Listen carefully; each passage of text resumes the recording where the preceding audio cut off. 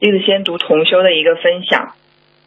7遍大悲咒，孩子严重的咳嗽感冒好了，感恩佛法。前天晚上大约10点钟，同修小孩突然一直打喷嚏、流鼻涕、咳嗽，上半夜也一直咳嗽，没能入睡。当时就想，小孩严重感冒咳嗽，夜里也没能睡好，明早打个电话给幼儿园请假吧，让小孩在家休息。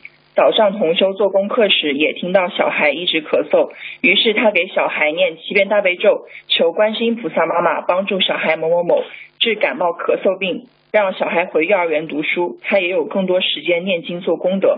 念完不久，小孩醒了，也没打喷嚏，也不那么咳嗽了，整个人非常精神。他问小孩去读书还是在家休息，小孩说菩萨帮我把病治好了，我要去读书呢。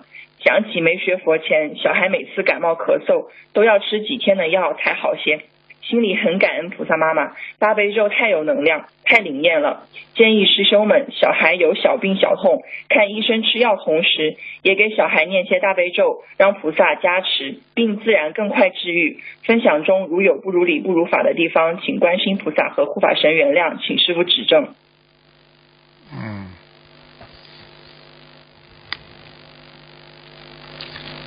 喂，师父。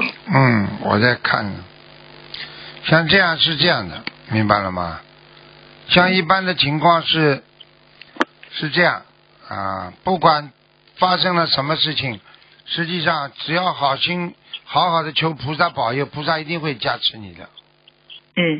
明白了吗？所以就是这样。应该有信心啊，这个自己心里干净，明白了吗？你只要你心里干净，你只要一求菩萨，求什么就灵什么。像他这种情况，就是表明他求什么就灵什么的，好吗？